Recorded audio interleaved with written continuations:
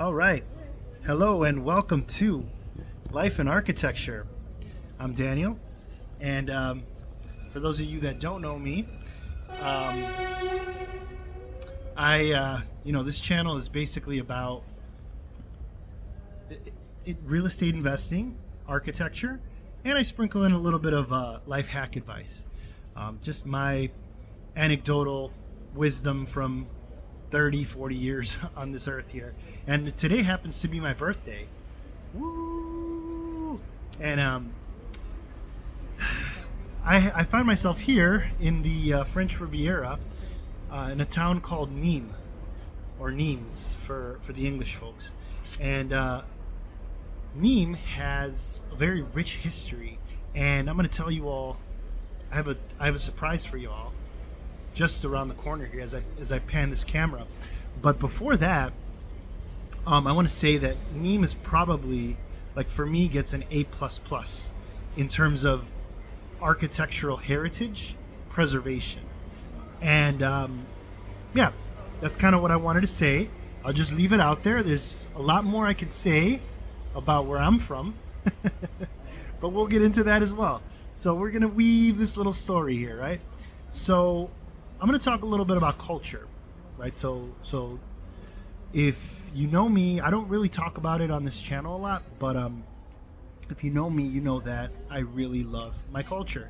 I have a shirt here with Emiliano Zapata, who's a famous Mexican president, and his famous saying, I don't know if it's backward, but it says "Tierra y libertad para todos los pueblos del mundo." Basically, it's a cry for the working class, the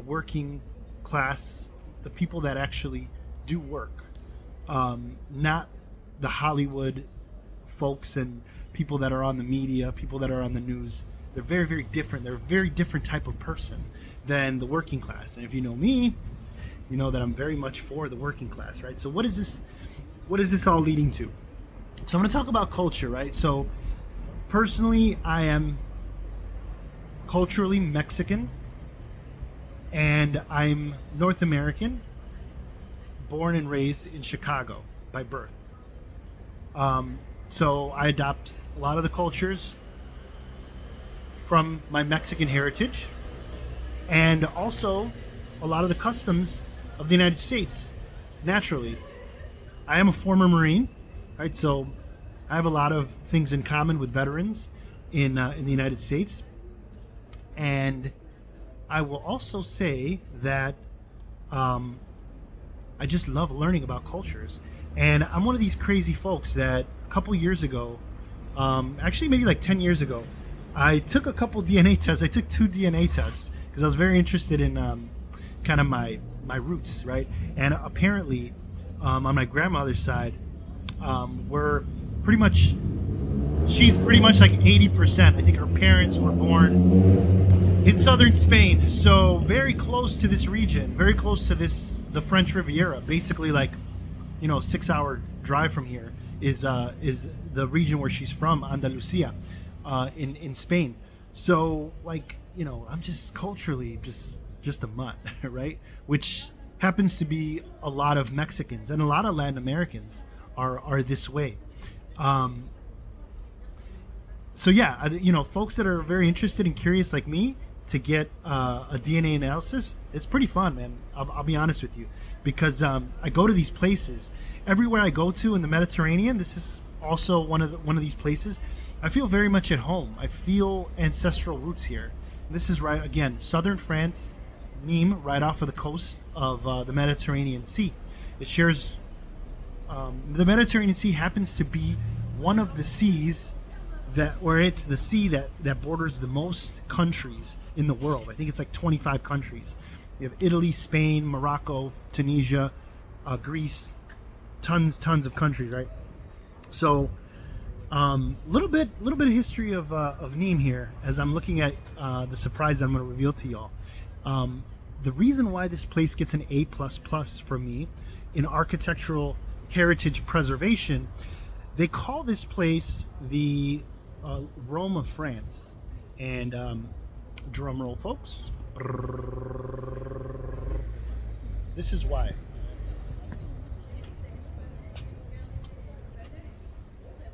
So this behind me happens to be the most well-preserved Roman temple in the world. And I don't think there's been much restoration here on the steps, but apparently the square had extensive renovation a while ago. Let me see if I can zoom this out. That's about it. So let me go over to the sun and oh yeah, this is perfect. Okay, so so what is this, what is this about, right? The topic of culture, topic of my background, and the topic of me being in the French Riviera. Actually, me and my wife came out here again.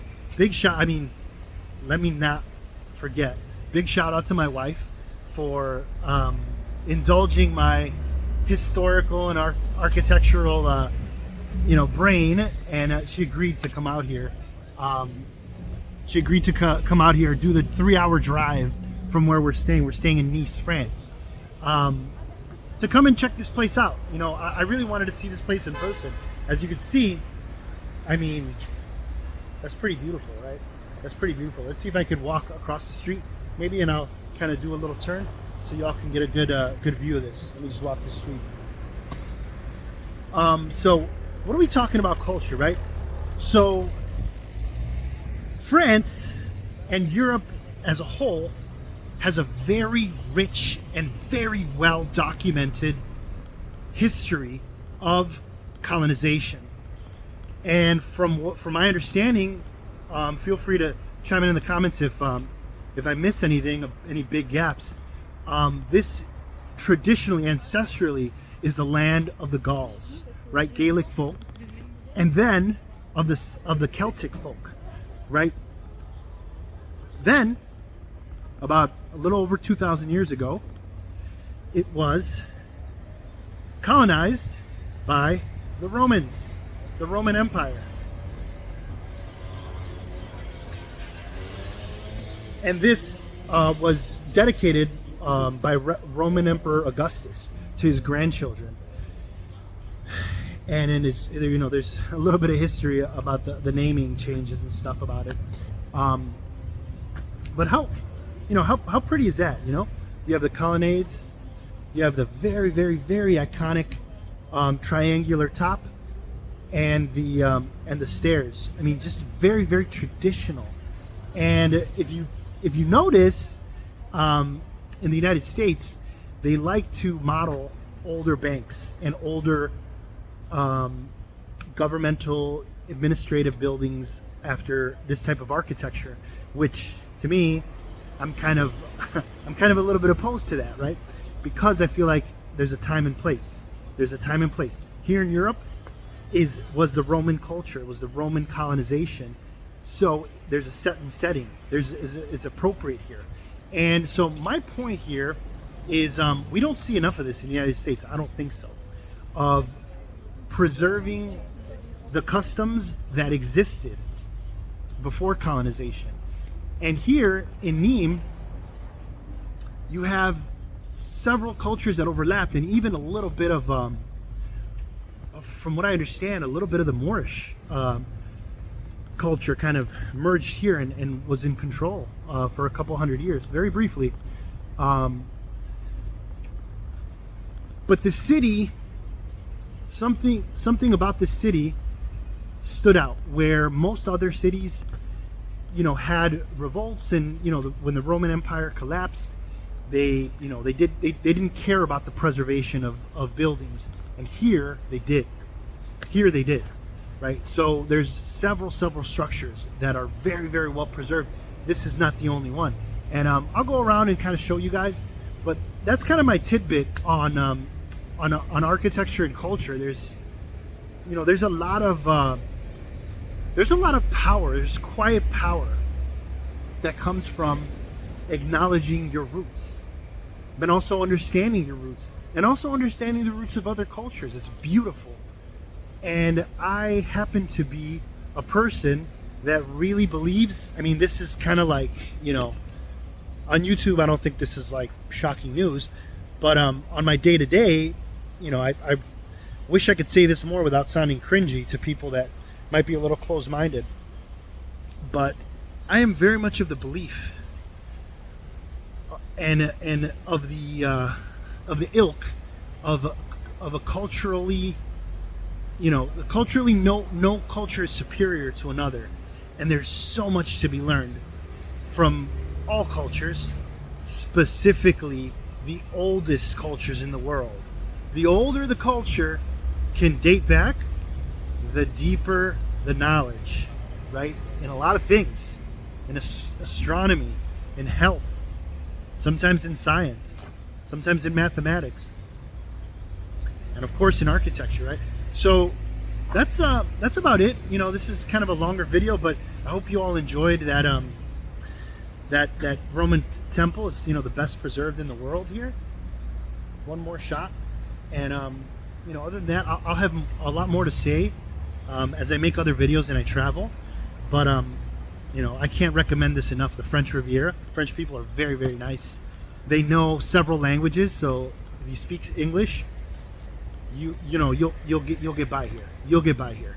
My French is terrible. I don't speak French, so I strongly recommend this area, and I might throw some more videos of other beautiful work that has been incredibly preserved. So good stuff, Nimes. Good stuff. Awesome. Peace, folks.